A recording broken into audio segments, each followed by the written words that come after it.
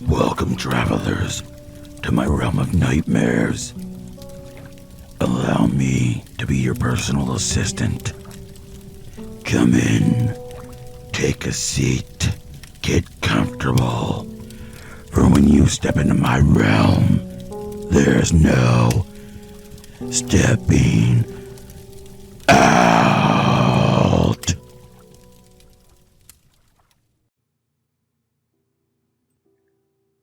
For a child born in a certain era, I'd say the early 80s to mid 90s, there was no better 5-cents experience than going to Blockbuster Video.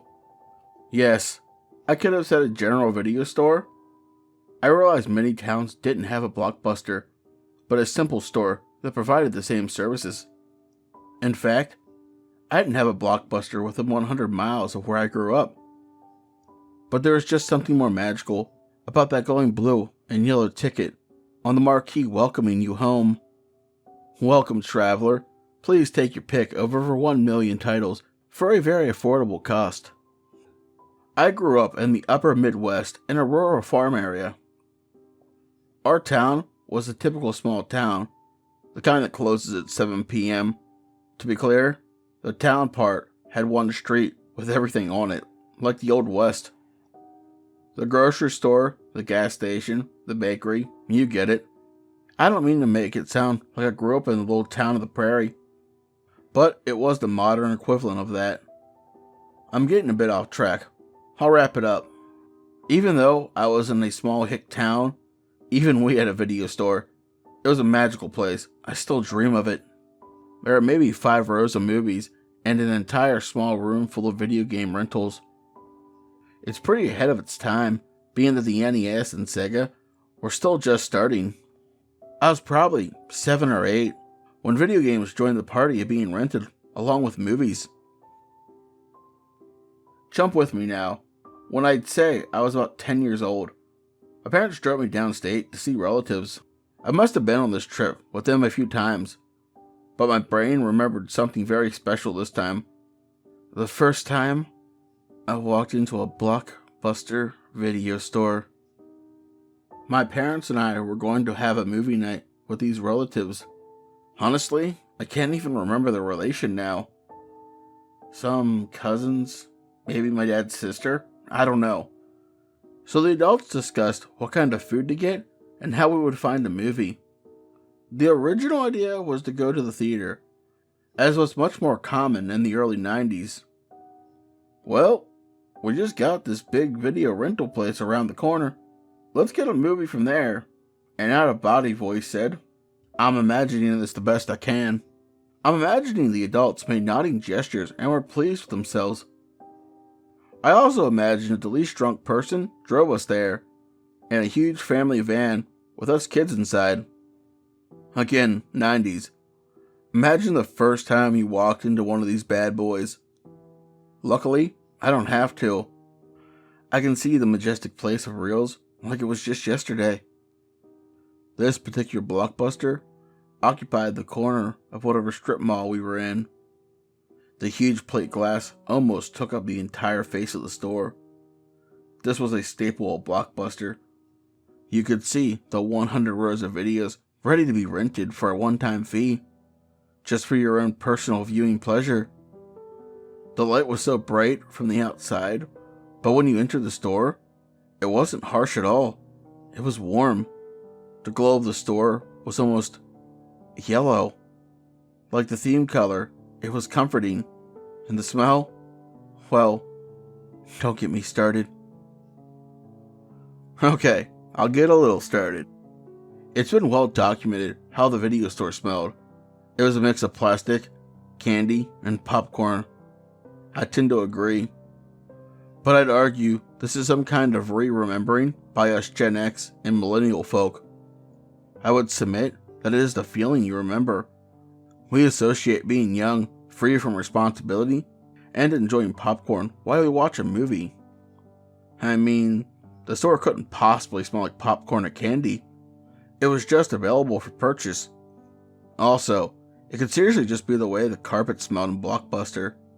Maybe they had a different kind. I don't know. I'd have to investigate that more. I've been in some video stores, even in my rural town. There's a nicer, large store in my main city near us. It was maybe 30 minutes from where I lived. It didn't have the same feel as Blockbuster. When you walked into one of the smaller places, there's no guarantee you'd get the video or game you wanted. Our neighbors would lend us the videos so we could watch them, as the store would sometimes be out of what we wanted to rent. Not at Blockbuster. When you went to this store, all the videos were available. They had like 5 copies of all the new releases.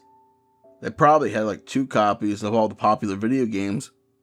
Nothing was worse than trying to rent NBA Jam for Sega, and it was already rented. You'd have to ask the clerk when it was due back and hope it was within the few minutes you were standing in the store. I love this time of my life. As we all know, video rental stores are a thing of the past.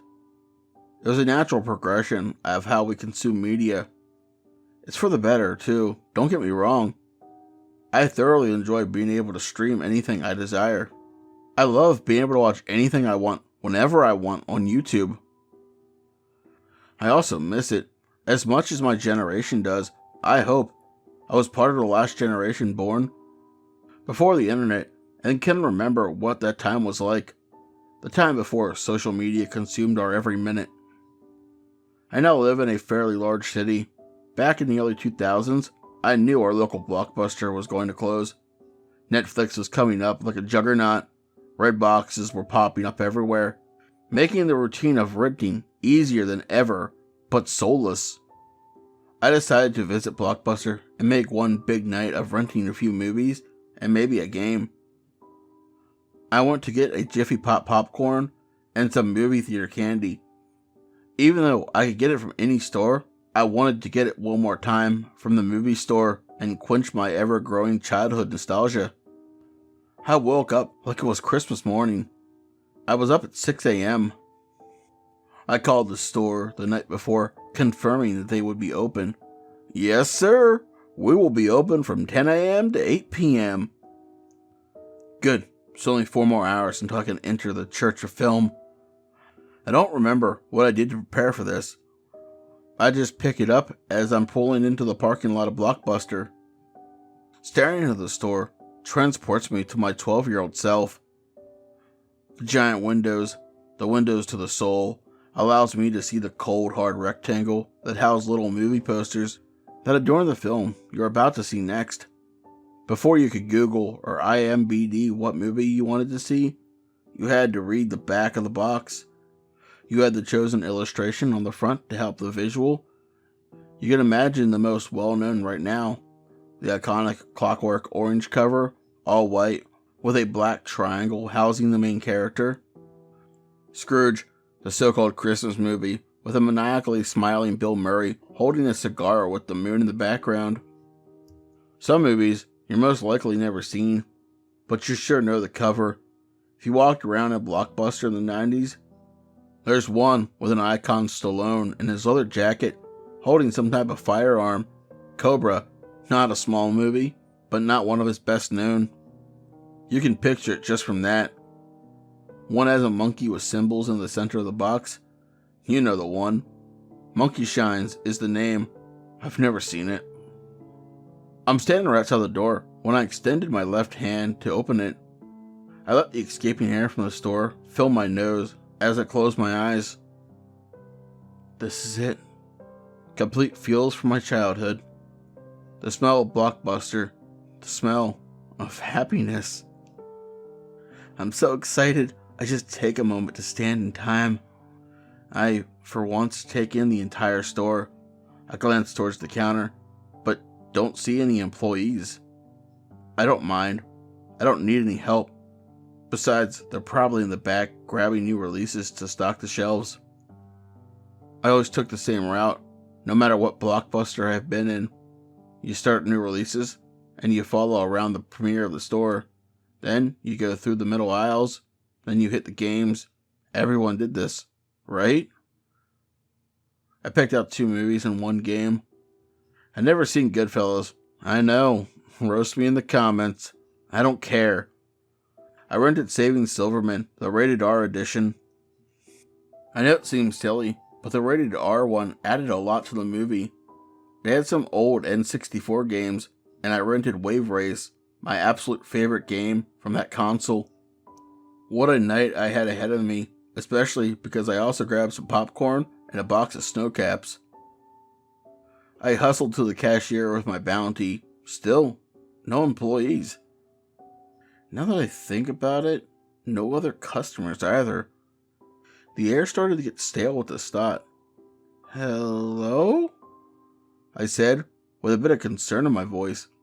The light seemed to dim. I adjusted my eyes to the sudden change.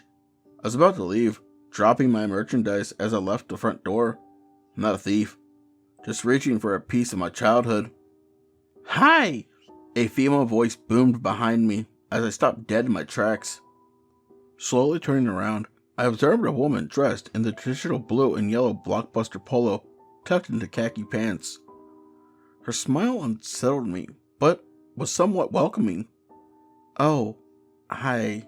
I just wanted to rent these, I said stupidly. I pointed to the DVDs and candy I dropped behind me. I picked up the merch and cautiously put it on the counter in front of the cashier. She watched me put the movies, the game, and the food on the counter, not losing her smile. She met my eyes, burning a hole into me. Did you find everything all right? I was uneasy. Yes, why? Did you hide anything from me? Stupid joke. I was dumbly nervous. She stood silently like a robot, clearing my throat. Yes, I did. What do I owe you? I said. It's all been paid for. You're already paid. You paid. You paid. You paid. I stocked the newest release, House of Glass. I also grabbed a few copies of 1 Hour Photo. I'm so happy to do this job. What better job is there? Bringing happiness to families on Friday movie nights.